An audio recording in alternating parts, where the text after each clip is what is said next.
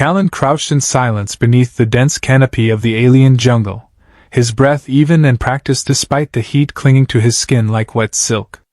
His body remained still, wrapped in an adaptive cloak that shimmered subtly to match the surrounding foliage. Through the slitted visor of his observation mask, he watched as the native species, sleek, four-eyed beings with layered carapaces and trailing sensory tendrils, moved through a circular ritual site just ahead. They swayed in unison under the pale orange sky, forming intricate loops and spirals, their limbs moving with a rhythm that suggested not mere instinct, but intent. He tapped on his forearm tablet, isolating specific motion vectors. No central cue, he murmured to himself. Yet the choreography remains intact. Distributed synchronization, maybe cognitive mirroring? Above the planet's surface, high in orbit, the research cruiser Seraphis glided like a blade of silver through the stars. On its observation deck, Chief Cultural Analyst Vela stood with her arms behind her back, her orange furred tail flicking unconsciously behind her. Her pointed ears twitched as she stared at the holographic projection that mirrored Callan's feed in real time. Again, he deviates, said Commander Idrin, his voice flat but sharp, like the edge of a scalpel. His silver uniform glinted under the sterile lights of the command deck. Vela's amber eyes narrowed slightly. And yet again, his deviations yield results none of our optimized methods have ever produced. Look at their symmetry, Idrin. It's not tribal memory or mimicry. They're interpreting, responding, like it's shared. She didn't say the word. Feeling. Another ping echoed at her console. A courtship request. She dismissed it without glancing. The 23rd one today. None had ever interested her. Logical compatibility did not equate to intellectual depth. Dr. Vela, Idrin said, approaching her side. This human. He's becoming a liability. His instincts are clouded by emotion. She didn't answer. Instead, she stepped closer to the hologram of Callan's face, caught in a still frame. His eyes, focused, determined, curious, held something no one from her world had expressed in generations. Wonder. She turned slightly. Schedule a meeting with Dr. Callan upon his return. His behavioral observations may have implications beyond standard classification. But the Council. My directive is not up for debate. And though her tone was perfectly even, her tail swayed, softly, involuntarily, as the image of the human in the jungle shimmered before her. Callan stayed low as the ritual reached a crescendo. The alien participants, dozens of them, moved in expanding concentric patterns. Their hardened limbs clacked softly over stone as their tendrils lit with bioluminescent pulses. Not just in rhythm. In conversation. He angled his tablet to scan the light frequencies. Noted variance in pulse duration. Modulation like language. No, not quite language, something older. Deeper. Emotion encoded through rhythm. He whispered. Not verbal. Not visual. Sensory transmission. They're feeling at each other. Back on the Seraphis, Vela stared intently at the waveform readout from Callan's feed. Her claws tapped across the data interface as she compared it to ancient signal archives. Archives not accessed in centuries. Their modulations mirror our pre-refinement data, she said softly. Idrin looked up. You're suggesting emotional imprinting? Impossible. Our own data systems purged those reflexes cycles ago. Vela didn't respond immediately. Her sharp gaze lingered on Callan's profile as he pulled away slowly from the edge of the ritual site. She noticed how his fingers lingered against the jungle floor, as though reluctant to sever the connection. On a whim, she overlaid the native's light patterns with one of the oldest emotional sequences known to her species. Recorded before the genetic refinement campaign. The match wasn't perfect. But it wasn't far off. Impossible, a voice inside her whispered. And yet. She returned to her quarters hours later, long after Idrin's dismissive lectures faded from her memory. Her chamber was minimalist, like all Vulperian dwellings, its walls smooth and gray, interrupted only by the faint light of a meditation panel. She sat on the padded floor, tail coiled around her ankles, and whispered, "Computer. Access Pre-Refinement Emotion Archives. File Designation Theta." A red warning pulsed, "Restricted. Level 9 clearance required." Vela hesitated for only a second before overriding the restriction with a silent biometric pulse from her wrist. She wasn't just a scientist anymore. Not after what she'd seen.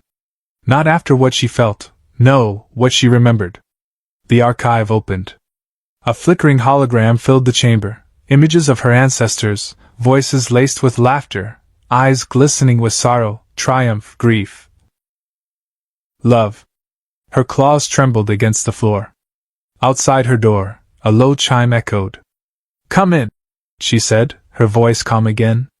Callan entered, wiping jungle residue from his sleeves. His eyes met hers, warm, open, alive. "You said you wanted to talk?" he asked. Vela's heart, quiet for so long, whispered back. "Yes," she said. "But not just about the data." Callan stepped further into the room, pausing as he caught the remnants of the hologram still flickering. He tilted his head slightly. "That looked like ancient emotional sequencing. I thought your people erased all traces of those." Vela didn't look away. "Most did. Officially, the archives were deemed obsolete. But I've always had access." He crossed his arms. "Why show it now?" "Because I think you're right," she said simply. "About the primitives. About what they're doing down there.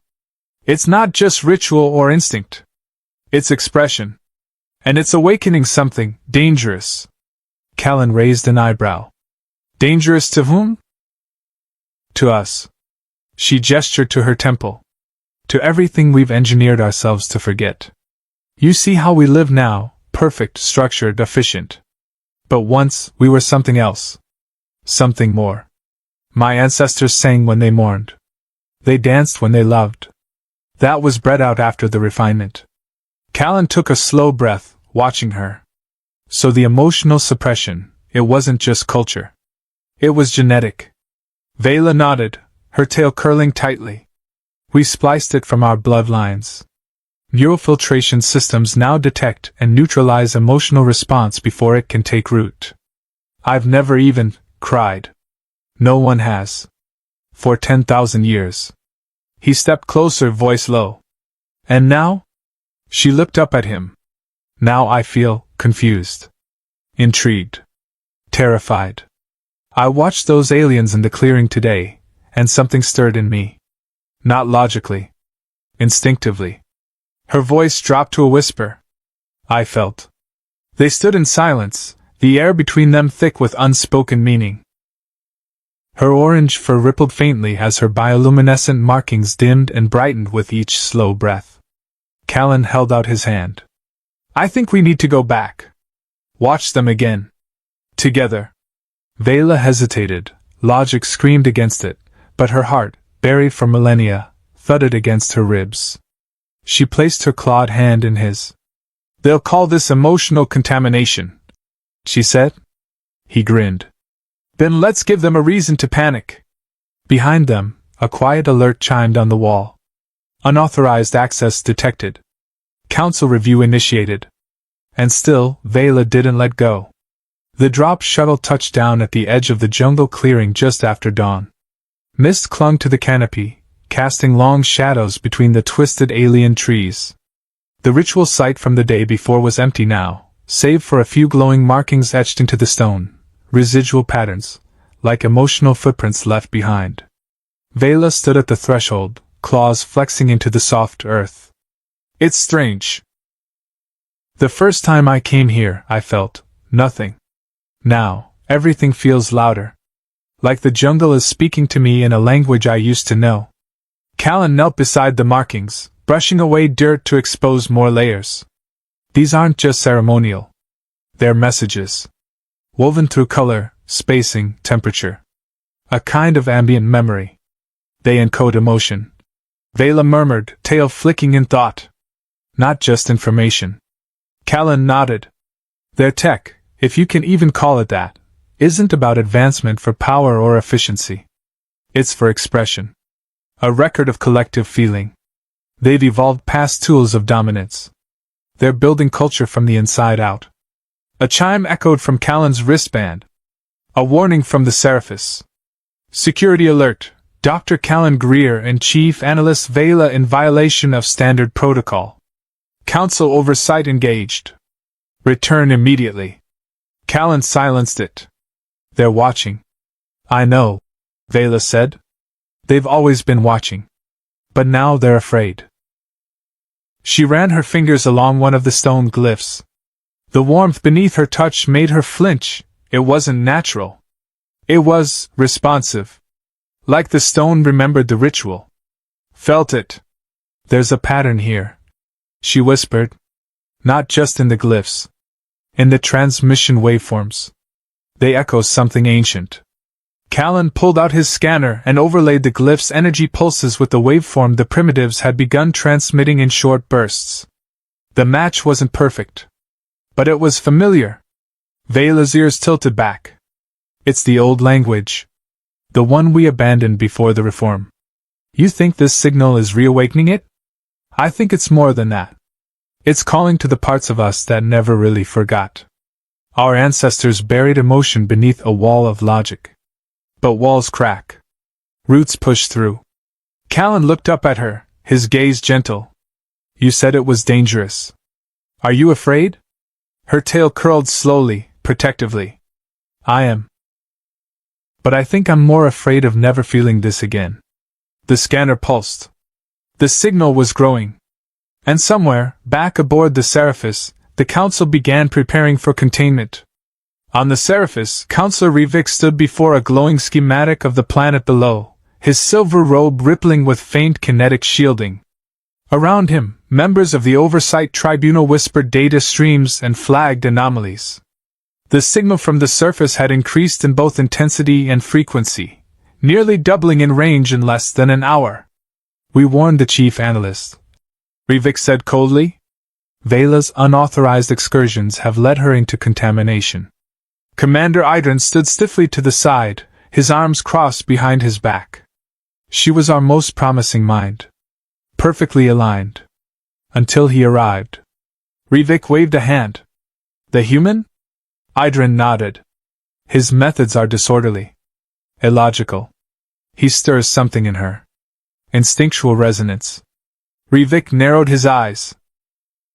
Then perhaps he must be excised. Back on the planet, deep beneath the canopy, Callan and Vela moved toward the source of the signal. Every step brought a new pattern, etched into vines, stones, even the bark of trees, symbols that pulsed faintly as they passed.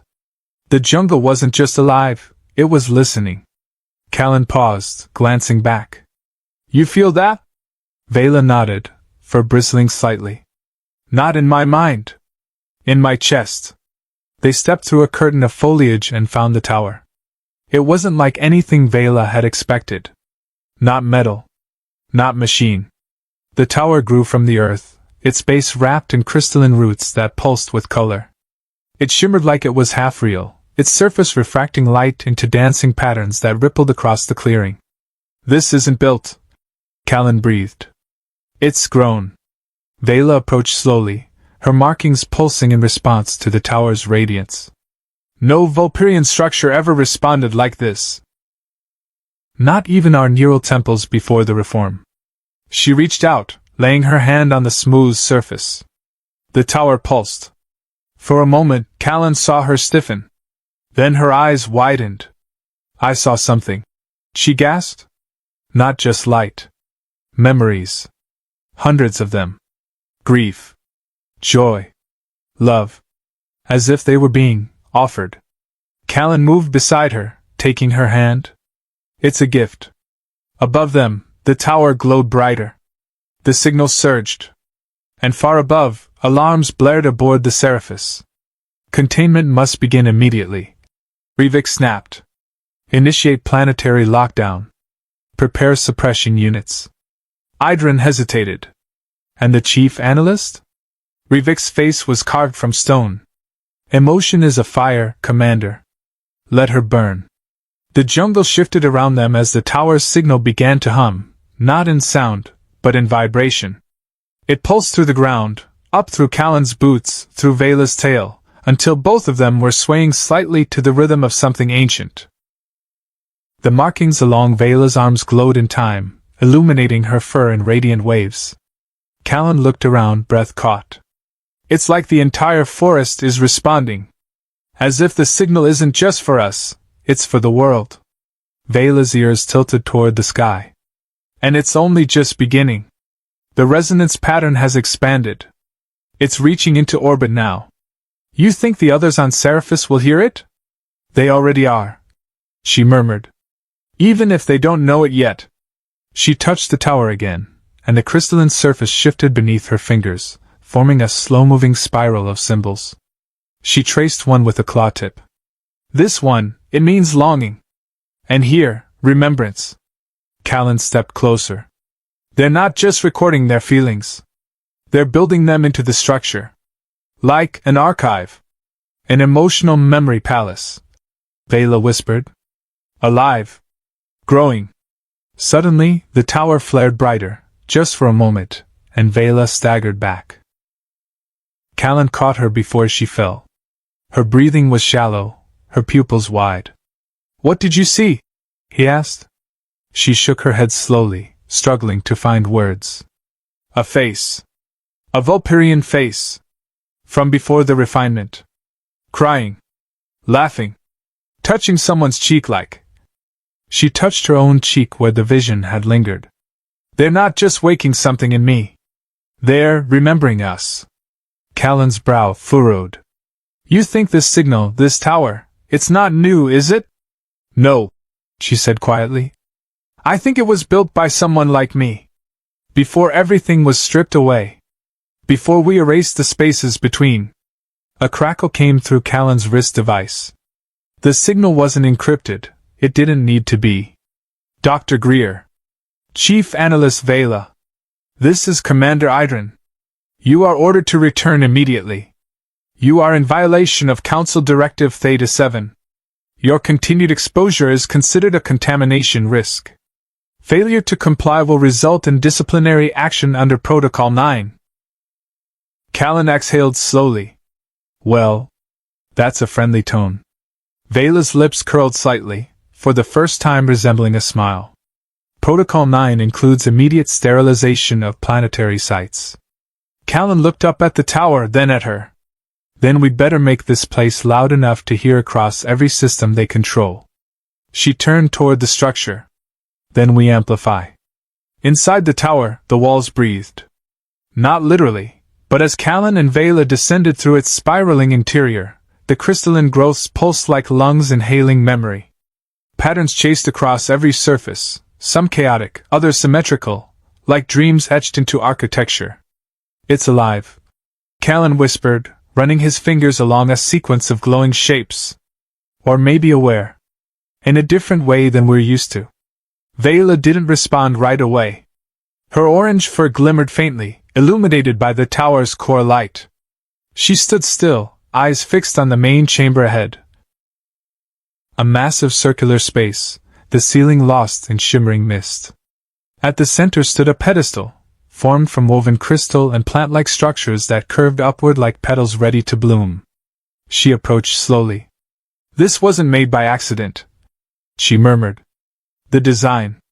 The resonance. This entire structure was grown as a signal amplifier. Not to send commands, but to share feeling. Callan stepped beside her. And we've been treating it like a threat. Vela touched the pedestal. The structure responded instantly, its color deepening, the hum intensifying. A glowing sphere emerged from its center, floating inches above the surface. Within it, patterns pulsed, shifting faster now, sharper. It's accelerating, she said. Can you control it? I can merge with it. She turned to him. My neural interface was designed to handle high-tier data transfer. But this isn't just data. It's emotion. Raw, unfiltered, ancient. Callan hesitated. Is it safe? Her eyes locked with his. Nothing about this is safe. Without waiting for approval, Vela extended her claws and pressed them into the pedestal's surface. The interface flared, and in an instant she gasped. The tower's core bloomed with images, too fast for Callan to follow, streams of memories and feelings that poured into her mind like a flood through a broken dam. She staggered but didn't pull away. He reached for her. "Vela! I'm all right," she managed, though her knees trembled. "It's like I'm remembering lives I never lived. Grief, joy, fury, love, it's all in here. Waiting." And then, as her fur flared with golden light, she whispered, "It remembers me." Outside, in the sky above, the signal spiked. Aboard the Seraphis, Rivik's eyes widened as every terminal on the bridge lit with synchronized emotional sequences. "Shut it down!" he barked. But the ship's AI responded with a flat tone. "Unable to comply. Neural echo propagation active. Suppression systems overwhelmed." In the core of the tower, Vela lifted her head, eyes bright, markings blazing. "It's begun," she whispered. The ground beneath the tower trembled, not violently, but with purpose. A resonance thudded through the roots, the trees, the very stones. Outside, the alien jungle came alive in a way neither Vela nor Callan had seen before. Bioluminescent vines unraveled from trees like fingers opening to the sky. Glowing spores drifted upward like signals joining the call. In the tower's core, Vela still stood at the pedestal, her claws embedded in the crystalline interface. Her breath was labored, chest rising and falling as emotions flooded through her like tidal waves. "I can feel them," she whispered. "Not just the tower. The people. The primitives. Their memories, being broadcast, are syncing with mine." Callan circled her slowly, monitoring the interface readouts from his tablet. "You're linking neural pathways across species?" "No," she said, her eyes wide. "Across time." The patterns flickering in the floating orb above the pedestal had changed. They were no longer alien, some were clearly Vulperian. Old. Ancient. Echoes of her species' forgotten past. Laughing kids. Mourning parents. Lovers touching foreheads, brushing noses, tails twining in affection. "They were like us once," she breathed. "Before the reform. We weren't perfect. We were real." Callan's voice was tight. "We need to push the signal farther. If this thing can reach orbit, it can reach the sector's relay satellites. Get it to Cascade." Vela turned slowly to face him. Her markings flared, then stabilized into steady waves of amber and gold. "There's a way. But I'll need you." "Me?" "You still feel. Deeply. Instinctively. The tower responds to that. It's not just broadcasting, it's learning. Feeling through us." Callan stepped forward. "Then show me." Their hands met atop the pedestal. It accepted them both, the interface blooming like a flower between their fingers. In the center of the chamber, the floating sphere grew, becoming a halo of shifting emotion and memory, pulsing with every heartbeat they shared. And then the tower sang. Not with sound, but with light. A beam of golden resonance shot upward from its peak, piercing through the canopy, past the clouds, through the stratosphere, and into space. Every satellite in orbit caught the burst. Every Vulperian on every ship twitched at the sudden neural pulse that bypassed encryption and inhibition. The feeling was simple. Remember. Aboard the Seraphis, Rivik screamed as his vision filled with flickering shadows and light, his ancestors embracing in firelit temples, singing and weeping and laughing and living. He fell to his knees, clawed hands shaking. On the ground, Vela leaned into Callan, exhausted. "It's working," she murmured. "They're waking up." He tightened his hold around her waist. "So what happens now?" She looked toward the ceiling where the golden beam still roared into space, reaching every corner of the sector. "No," she said softly. "They have a choice." In the silence that followed the tower's pulse, the jungle held its breath. Birds didn't sing. The vines ceased their shimmering dance. It was as if the world paused to listen, to wait. Vela slowly pulled her claws from the interface. Her arms trembled, and Callan steadied her before she collapsed entirely. Her markings, once wildly flickering, had settled into a steady glow, warm gold radiating along the length of her arms and down her back. "I feel like I've been struck by lightning," she said softly. "You kind of have," Callan replied, letting her lean against him. "Emotionally speaking." Her ears flicked up.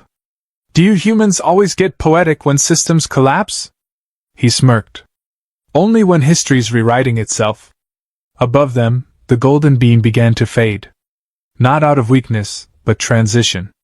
Its energy diffused now, absorbed into the orbital infrastructure, broadcast outward via hundreds of communications nodes once used for diplomacy, now hijacked by feeling. On the Seraphis, the bridge was in chaos. Some officers sobbed quietly. Others clutched their heads, faces twisted in confusion. One knelt before an old music playback device, fingers trembling as a melody from before the reform emerged, long banned, long forgotten. Commander Idren stood stiff as always, but his breathing was uneven. The transmission hadn't just touched them, it had unlocked them. "We have to destroy it," Rivik said hoarsely. "We contain it now, or it spreads to the entire fleet." Idren didn't answer. "Commander," Rivik snapped. "Initiate orbital bombardment." Idren stared at the transmission data now flowing freely across every panel on the bridge. Some of it was raw emotion. Some, even more dangerous, was memory. His claw hovered over the weapons system authorization key. Then he slowly pulled it away. "No." Rivik turned, fury uncoiled in his features. "What did you say?" Idren's eyes, glassy, stunned, met his. "I said no. I remember my daughter's face. I forgot it, after the reform. Until just now. You're compromised." Idren didn't flinch. "I'm alive." Back on the surface, Vela and Callan stood at the tower's edge, watching small lights flicker in the sky, ships halting their descent, weapons no longer locked. "They're hesitating," Vela said. "They're feeling," Callan replied. Vela turned to him, her tail brushing lightly against his leg. "What happens if they choose the council anyway? If they try to put the walls back up?" Callan met her gaze. "Then we build something louder." Her markings pulsed gently, and this time, her smile came easily. "Together? Always." Above them, the stars shimmered. Not with logic. Not with order. But with the weight of memory returning to the hearts that once dared to feel. The jungle didn't sleep anymore. Not in the way it had before. Something had shifted. The foliage hummed faintly with resonance, as if the plants themselves were absorbing the tower's frequency. Small creatures emerged from the underbrush in silent curiosity, their luminous eyes watching Callan and Vela without fear. "We've altered the ecosystem," Callan whispered, holding up a scanner. "The signal is being embedded into biological networks. Plant tissue, animal life, even the soil microbes. It's becoming part of the planet's memory." Vela crouched beside a massive vine coiled around the base of the tower. Its thorns no longer glowed red, they pulsed a soft blue, synchronized with her bioluminescent markings. "It's like the planet's choosing to remember along with us." Suddenly, her ears flicked back. A sound. Engines. They looked up as a diplomatic shuttle broke through the clouds, slowing rapidly as it approached the clearing. Unlike the patrol vessels that had harried Callan's descent weeks ago, this one bore a symbol Vela hadn't seen in generations. The sigil of the Vulperian First Accord, a mark from before the reform. The shuttle landed gently, its hatch opening to reveal a tall figure in ceremonial robes. He stepped into the light, his fur silver-gray and his posture proud but unthreatening. His markings were faint, but not gone. "Vela," he said with a voice like silk over stone. "My daughter." Callan stiffened beside her. Vela's breath caught. "Father? I received the signal," he said. "Or rather, I felt it. It unlocked things I thought were dead. Memories of you as a child. Before I approved your genetic refinements. Before you stopped laughing." Vela's claws curled at her sides. "You helped erase it from us." He nodded. "And I was wrong." The words were simple. Quiet. but they struck harder than a weapon. I feared what emotion could do after the wars. But I forgot what it had given us before the violence. What it meant to truly live. He stepped closer. You opened the door. Your human helped tear down the walls. Now others are awakening. Not all will thank you, but many will follow. Vela looked to Callan, then back to her father. We're not here to lead. We're here to remember. Her father nodded slowly. And you must decide what to do with that memory. More lights appeared in the sky. Dozens of vessels descending, some council, some independent, all drawn by the impossible signal of a tower built not for control, but for feeling. We're not going back, Callan said quietly, watching the sky. Vela's tail brushed against his. No, she said. We're going forward. The clearing was no longer silent. As more ships descended, the tower's frequency adapted, its pulses shifted, not louder, but deeper. It no longer broadcast outward with brute force. It invited. It resonated. It sang with the soft certainty of a truth long buried beneath metal and doctrine. Callan stood beside Vela as emissaries emerged one by one from descending shuttles. Some wore the sleek, sterile robes of the council. Others bore markings of fringe colonies, scientific guilds, or ancestral lineages long disavowed. None drew weapons. Not yet. What now? Callan asked, eyes scanning the newcomers. Vela took a step forward. Now we listen.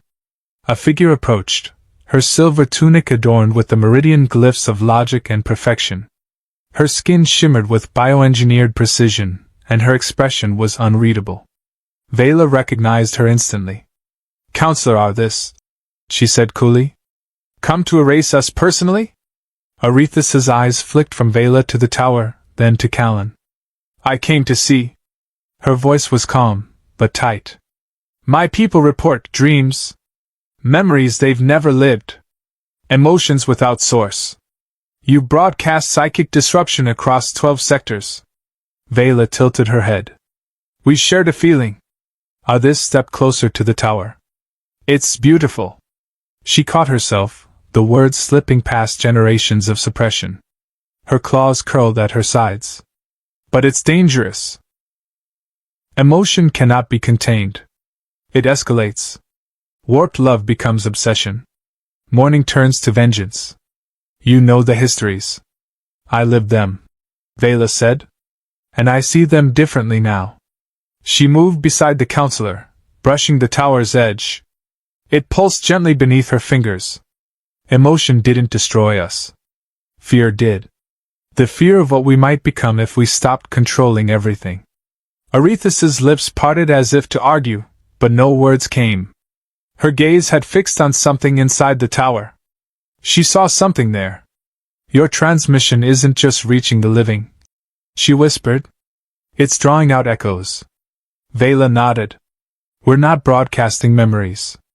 We're rebuilding them. Sharing them. Callan stepped forward, his voice quiet. What you're feeling now? That ache? That's grief. And that glow in your chest, that's hope. Arthas trembled visibly. Then bowed her head. I need time. You have it, Vela said. As the counselor stepped back, more figures moved forward. Scientists, leaders, even those engineered for emotionless logic, all drawn like moths to the memory flame. The stars above twinkled unnaturally. The signal had reached beyond planets. Beyond species. Beyond silence. The galaxy was waking up. The tower's interior chamber had changed.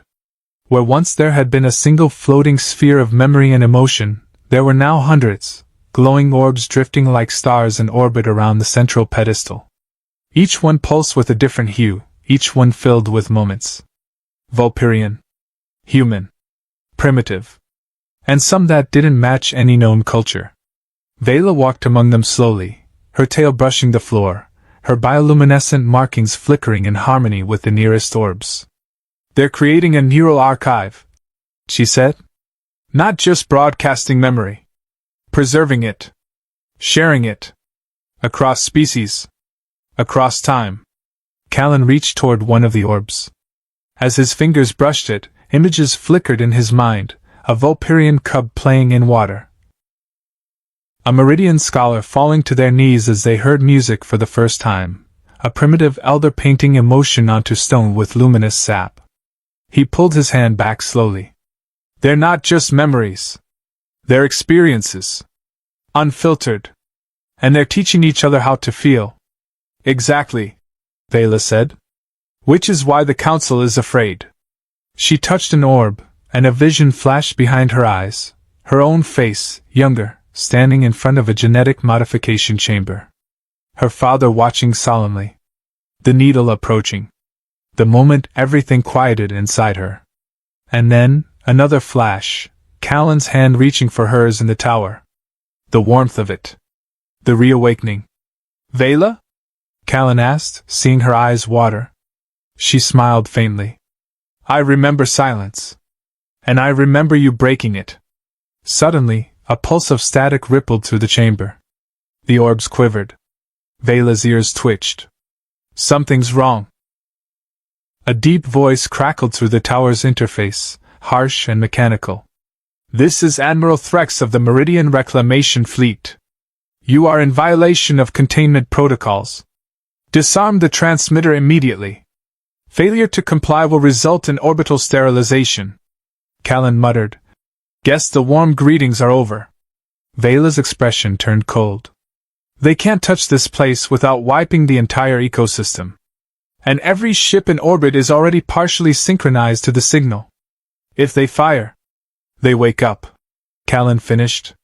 Another transmission cut in, this time from the Seraphis, Idrin's voice. Vela, Callan, listen to me.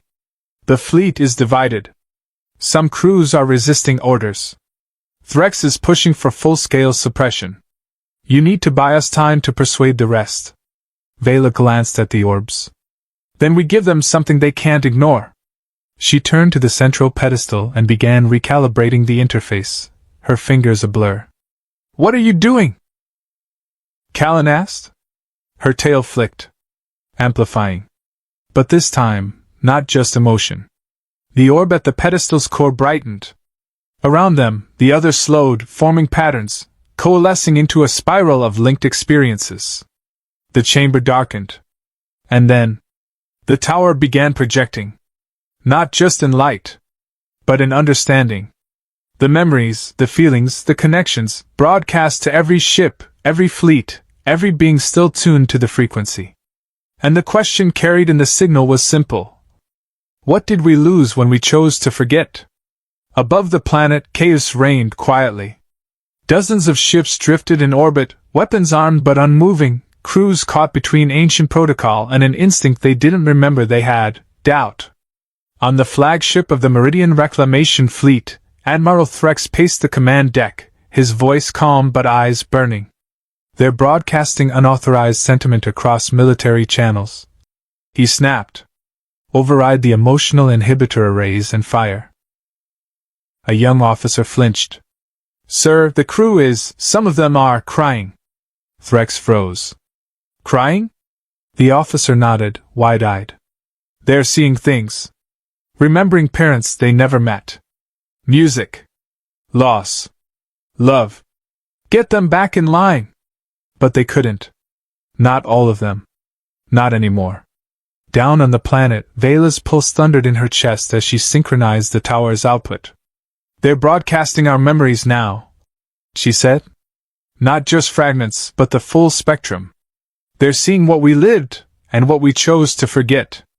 Callan stood beside her, watching the orbs swirl overhead in dazzling arcs. You're waking an empire with feelings. Not me, Vela said softly. Us. The tower trembled with resonance as the transmission scaled up. On the bridge of the Seraphis, Idrin stood tall as officers around him froze in revelation. I remember my brother, one of them whispered. Before his enhancement. Another fell to her knees. I used to sing. I used to laugh until I couldn't breathe. Idrin closed his eyes. I remember, the day we silenced ourselves. He tapped the comm. Threx. Stand down. Threx's furious voice returned, fractured by static. You are compromised, Idrin. Then I'm not alone, he answered.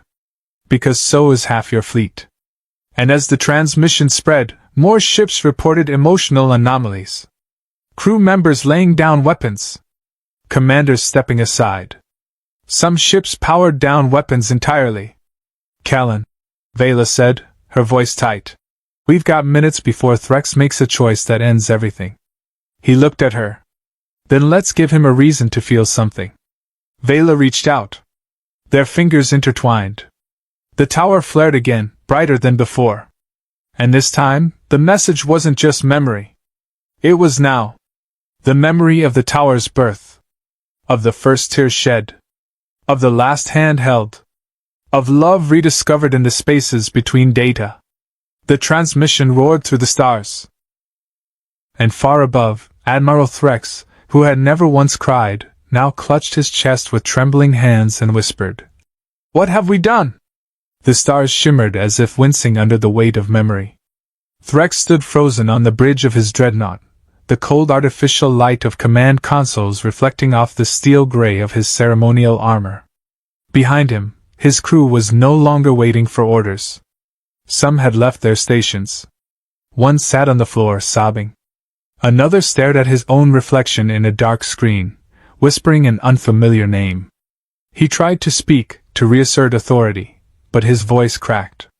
For the first time in decades, the genetically perfected Admiral felt the full weight of choice pressing down on him like gravity. Choice, not logic. Not protocol. Not optimization. Emotion. A whisper from the transmission drifted through the air again, though the speakers were silent. You were more than perfect. You were alive. Threx turned to his second officer. Give me firing status. The officer didn't look up. Disabled. By whom? Me, the officer said, finally raising his eyes, glossy and red. Sir? I remember holding my sister. I remember the last thing she said before the council ordered her mind purged. Threx's fists clenched. You're all compromised. The man nodded. And we're not going back. Down on the planet, Vela's breath came faster. She leaned against the pedestal of the tower, her tail wrapped tightly around her legs. It's working. The crews, they're resisting. Callan was beside her, eyes scanning data streams on his wrist tablet. Fleet comms are filled with emotional interference. Spontaneous declarations. Confessions. Poetry, Vela. They're quoting poetry on secure military channels. She laughed, a strange sound, startled and breathless. Then her ears twitched sharply. But not all of them. A cluster of inbound energy signatures lit up the local sky, a small contingent of hardened council ships from the outer ring. Their hulls were black as void, resistant to neural influence. Their crews had been raised under heavy suppression from birth. They were coming in fast. They're immune to the signal, Callan said. They'll level the tower. No, Vela whispered. They'll level the planet. She moved quickly, activating the tower's deeper core systems. We can't match them with force. Callan reached out. Then what? She placed her hand on the pedestal. We give them the truth. The tower responded. In seconds, the memory spheres condensed into one singular pulse, an emotional cascade so strong the very air around them bent with heat and light. It wasn't meant to hurt. It wasn't a weapon. It was the story of what had been lost. What had been stolen. And what could be regained. Vela's eyes glowed fiercely, every marking on her body illuminated in bright orange and gold as she poured herself into the broadcast. Her pain. Her longing. Her love. Especially her love. Callan reached for her hand again, and she didn't hesitate. If they destroy us, she said, they'll never forget us. He held her tighter. We're not going anywhere. Above them, the council ships closed in. Below, the tower blazed with memory-made light. The sky cracked. Not with thunder, but with the searing blue glow of descending engines. The council dreadships cut through the clouds like divine punishment, their hulls humming with power designed for sterilization. No diplomacy. No warning. The first shot struck the forest 3 kilometers west. The jungle screamed. Trees evaporated. Creatures fled.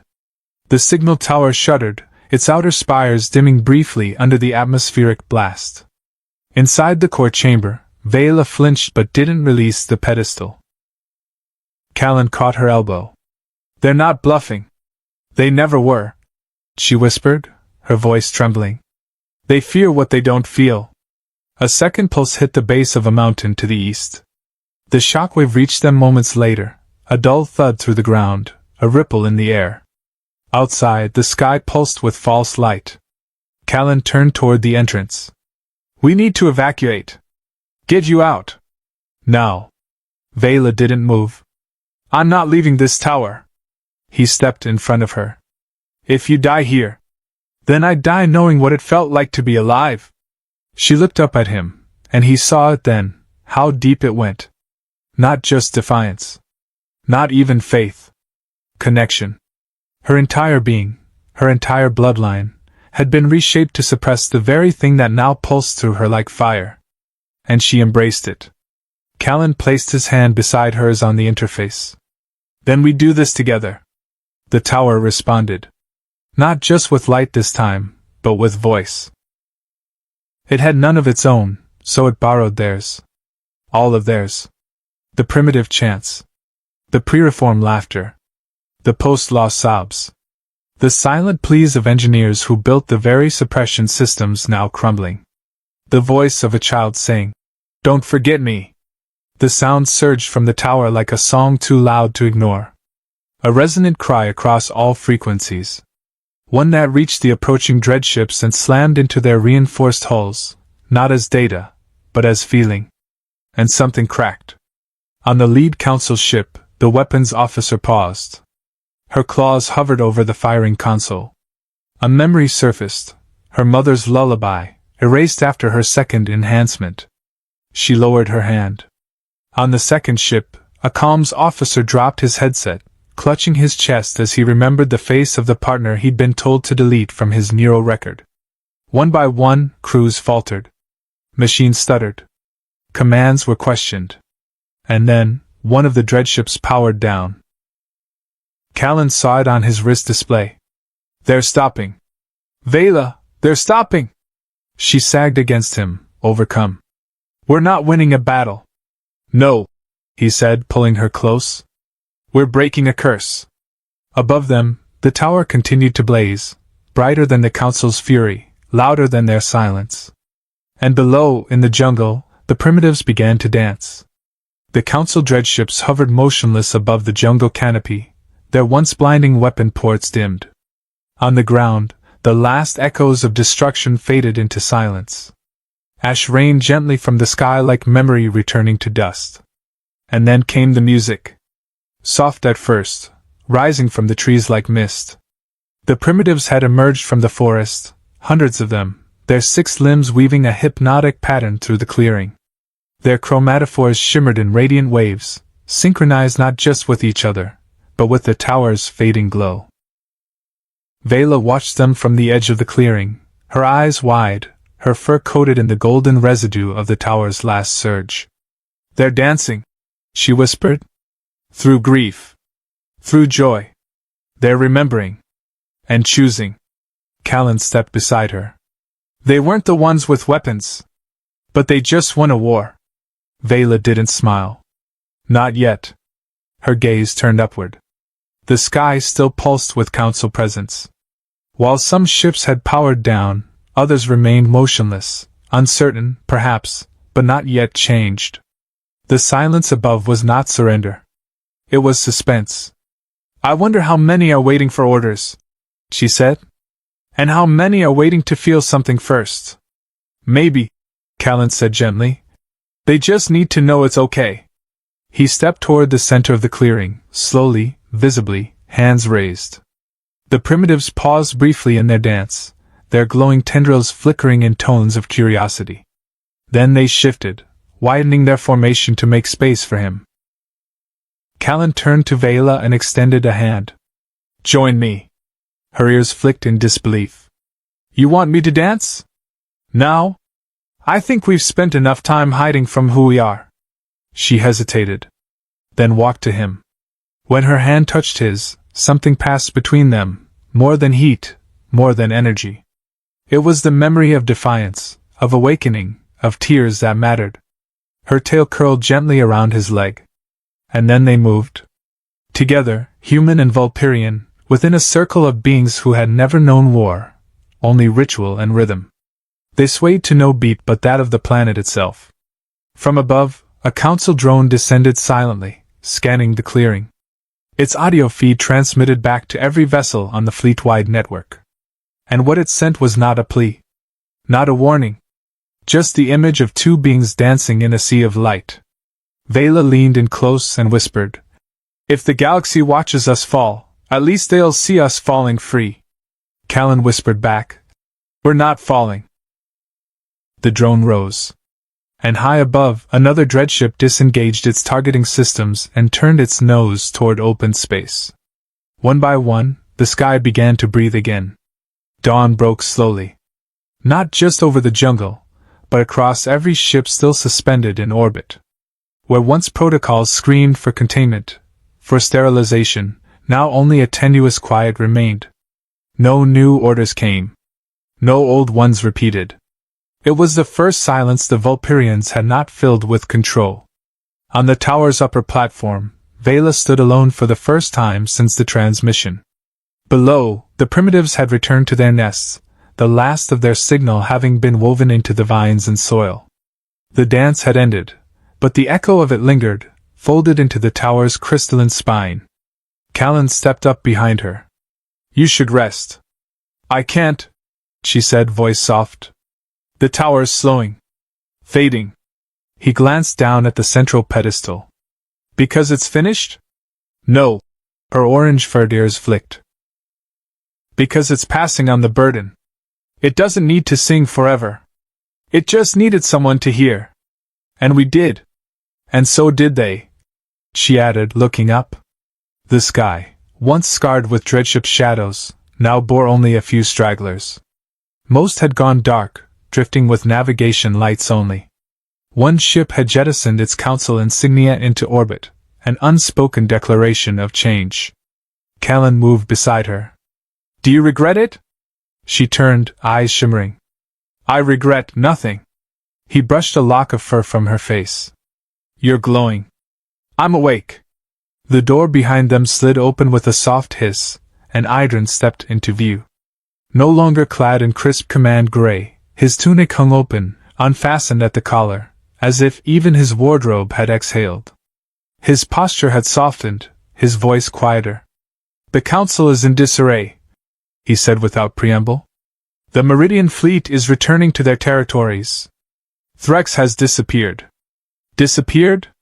Vela asked. "Shut down his Nero beacon. Removed his enhancements. Gone dark. No one knows where." Callan crossed his arms. "So no counterattack?" "Not yet. And maybe never. But there's talk. Of schism. Of choice." Vela nodded slowly. "Let them talk. Words are better than orders." Idren stepped toward the console and activated the main tower interface. Instead of flickering orbs, it now displayed something else entirely, new signal patterns, raw and uneven, beaming from various parts of the planet. Callan stared at it. "Wait. That's not the tower's frequency." Vela's tail flicked upward in surprise. "It's the primitives. They're learning to broadcast on their own." Idren smiled faintly. "You didn't just free your own kind. You taught someone else how to feel. And they're sharing it." Callan leaned toward Vela. "So what now?" She turned to him. "Now, we listen to them. And after that?" She smiled. "Then we teach the stars to dance." The tower had grown quiet, but not dormant. Its glow dimmed now, not from exhaustion but evolution. It no longer needed to shout. The echoes of its broadcast pulsed through the jungle floor, up into the canopy, down into the roots. Memory had taken root, and emotion was no longer a secret. It was a seed, Callan walked the edge of the clearing, watching as the primitives began inscribing new patterns into the earth. Where once their glyphs mirrored ancestral ritual, now new symbols emerged, angular, asymmetrical, scattered with intent. Vela crouched beside one cluster, running her claws through the soft soil. "They're learning," she said. "Not just to remember. To create." Callan knelt beside her. "That one there, what does it mean?" She smiled faintly. I asked. "The closest approximation is hope, but in the context of shared memory. It translates loosely as what we give each other when we choose not to forget." He looked down at the symbol again. "Hope. That's a good start." From the jungle's edge, more emissaries arrived. Not from the council, but from the scattered, fringe colonies. Some wore the robes of disbanded logic guilds. Others bore the markings of rejected genetic lineages, those who had never fully taken to suppression. Among them were humans too, scientists, translators, poets. Idrin met them as they emerged. He bowed, not from protocol, but from respect. "The council is fractured," he told them. "Many will want to erase what happened here. Rewrite it. Then we'll write louder," said one of the newcomers. A woman with fractal tattoos along her neck and tears in her eyes. Vela stood. "This place is no longer just a relic. It's a beginning." She turned toward the tower, then the jungle, then the sky. "Let them come. Let them argue. Let them threaten. We won't fight with silence anymore." Callan stepped beside her and extended his hand. "So, Chief Analyst Vela, what title do you take now?" She glanced down at his hand, then up at the dozens of beings now gathering around them, species once divided, now drawn by something deeper than policy. "No more titles," she said. "No more hierarchy. Just stories." He grinned. "Well then, let's start the next one." As night fell, the clearing filled with light, not from the tower, but from those who had gathered. They danced again. They sang, some with voices untrained, others with sounds that had no name yet. Above them, the stars pulsed gently in rhythm. Not just watching. Listening. It began with color. Not from the tower, not from screens or beams, but from the markings on Vela's fur. Once used for basic status indicators during council briefings, they now shifted of their own accord, glowing with soft gradients of orange, gold, and vibrant coral. She wasn't commanding them.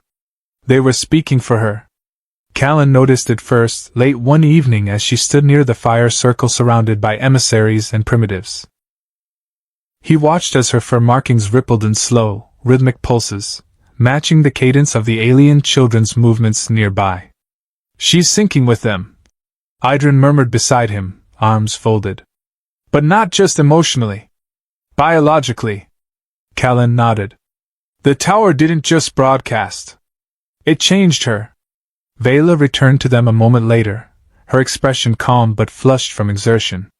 Her tail brushed Callan's leg as she sat beside him. "They're teaching me," she said. Callan blinked. "You mean, the primitives?" "Yes. Their language isn't words. It's rhythm, pattern, expression. What I thought were rituals, their entire conversations. They told me a story. About when the stars went silent. About when they lost their gods." Callan leaned closer. "What did you say back?" Vela's whiskers twitched. "I told them the stars weren't silent. Just scared." Nearby, a Vulperian child from one of the outer colonies approached, eyes wide. She looked up at Vela and extended a small palm, revealing a stone inscribed with a glowing mark. Not primitive. Not Vulperian. Something between. "A new word," the girl said. "It means the place where silence ends." Vela took the stone, her claws trembling faintly. "We're building a new language," Callan whispered. "One that spans species. A language built on feeling," Idrin added. They sat quietly then, letting the moment settle. From the jungle, more came, stragglers, wanderers, defectors from the council's systems. None asked permission. None were turned away. The tower no longer pulsed, yet its presence radiated through each of them. And every night, they added new glyphs to the soil. Not just memories, but intentions. Forgiveness. Curiosity. Love. Vela turned to Callan and traced a new glyph on his arm with her claw, gentle, deliberate. "What does it mean?" he asked softly. She looked into his eyes. "It means I'm afraid," she said. "But I want to stay anyway." He covered her hand with his own. "Then we're speaking the same language." It began not with a proclamation, but with a question. "What happens next?" asked a young envoy from a planet where emotion had never been outlawed, only neglected. She stood in the middle of the clearing, surrounded by thinkers, dancers, scribes, and dreamers, none of them carrying weapons, yet all of them revolutionaries. Vela didn't answer immediately. Instead, she stood before the quiet tower, her orange fur glistening beneath a half-moon sky, tail flicking slowly. The crowd waited. Even the wind paused. Finally she spoke. "We do what they feared we would," she said. "We remember." The jungle vibrated faintly. The trees bowed. "We remember who we were before the algorithms. Before the emotion filters.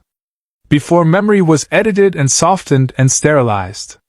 We remember why we were afraid, so we never lose control again. And then, we share it. All of it." She turned toward Callan, who stood by her side like he had every moment since the broadcast. "We rebuild, not systems of order, but systems of choice." Murmurs passed through the crowd, relief, excitement, apprehension. The idea was new. Raw. But it felt right. From among the crowd, Idrin stepped forward. He had shed his insignia weeks ago, but his voice still carried weight. "Then we will need a council," he said. "Not one that rules, but one that listens. A council of memory," Callan added. "Of voices, not edicts." Vela nodded slowly. "And let every seat be earned through feeling." A cheer rose, not loud or wild, but true.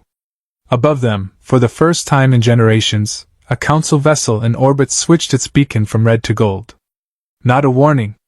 A signal of peace. An acknowledgement that the galaxy was no longer ruled by silence. The following days were filled with creation. Where once only the tower had pulsed with memory and light, now smaller spires dotted the jungle perimeter, grown by the primitives using biocrystal from the earth, seeded with emotional signatures. Each was different, unique to the builder, and each pulsed with soft harmonics, songs composed from grief, joy, laughter, and longing. They called them hearts. Callan worked beside one now, recording its frequencies.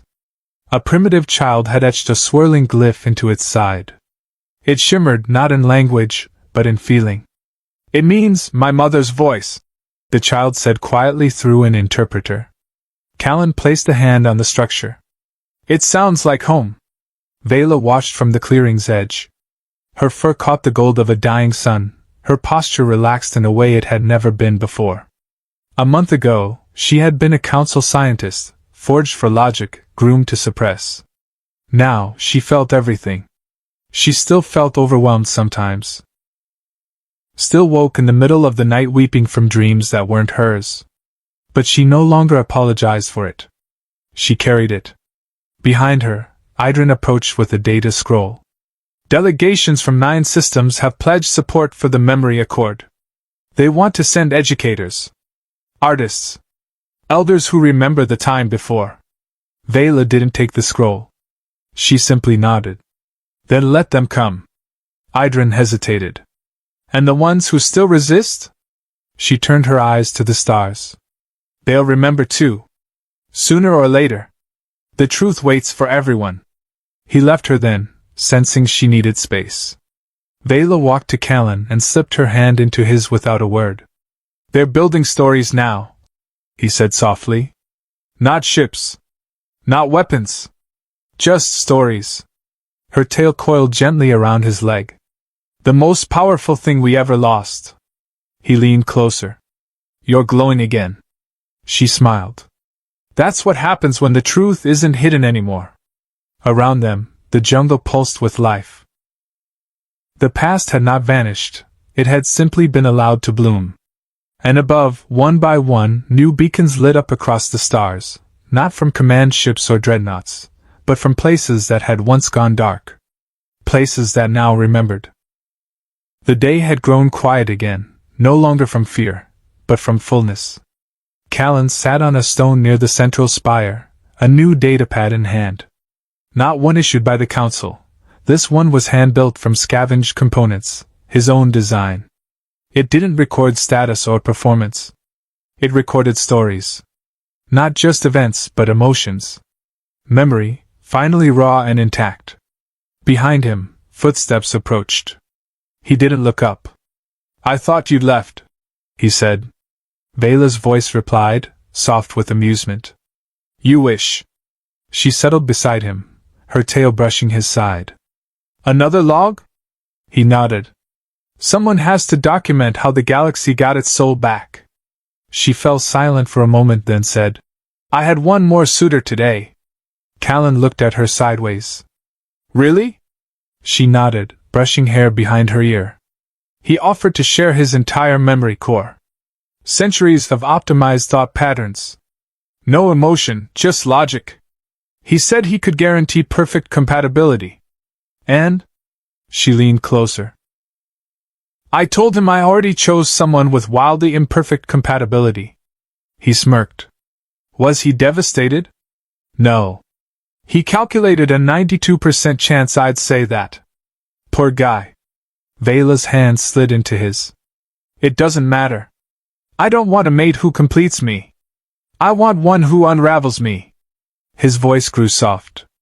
"I must be doing a great job then." She kissed his cheek. "You are." They sat together as a light breeze rustled the canopy overhead, the spires glowing softly like living lanterns. From within the jungle, drums began to echo, not as ceremony, but as conversation. Callan watched the sunset. "Do you ever wonder what would have happened if I hadn't crashed here? If we never met?" Vela tilted her head. "The tower would still be here. The signal would still have pulsed. But no one would have felt it. Not the way you did."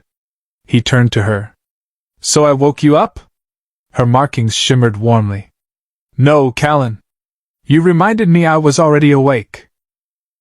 The stars emerged, blinking one by one like old friends returning home.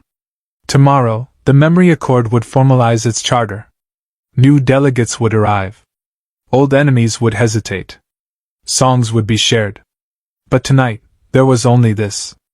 A human and a vulpine woman, sitting in the ruins of forgotten logic, writing a new future in the only language that had ever truly mattered. The language of feeling. The ceremony was held beneath the tower. Not out of tradition, there was none left to follow, but because it felt right. The spire that had once been a broadcast node was now a monument to everything unspoken. It no longer pulsed with power. Instead, it glowed softly, like a sleeping heart. Delegates stood in a wide circle, no throne, no central figure, just a ring of equals. Vela's fur caught the light, her markings calm and steady, gold and pale orange like an eternal flame. Callan stood opposite her, his arm brushed by her tail as the final words of the Memory Accord were spoken aloud. "We declare that emotion is not a weakness, but a memory of who we were, and who we may become again." There were no cheers. Only silence. The kind earned through reverence, not fear. Idrin stepped forward, unrolling the first scroll of the new council, no longer of order, but of remembrance. "Today, we begin not with control, but story. Not with conquest, but connection." He bowed, not to a monarch, but to the gathered circle. Then stepped back. Vela and Callan exchanged a glance. They didn't need to say anything. Their hands found each other. No fanfare. No announcement. The choice had already been made.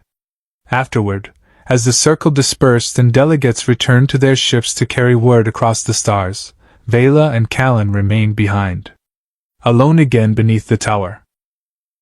"I think," she said slowly, tracing a glyph into the dirt with her claw, "that this is the first time in 10,000 years we've written history with honesty." Callan leaned over and added a second glyph beside hers. What's that one mean? Beginning, she said. Yours? Risk. She smiled. Then together they say, the beginning is always a risk. They sat quietly. The night wind returned. Above them, the stars no longer watched in judgment. They watched in awe. And below, in the gentle hush of a jungle once filled with silence, the universe exhaled. Not perfectly, but honestly. And somewhere in the great, wild spaces between memory and logic, love had bloomed, not to fix the past, but to grow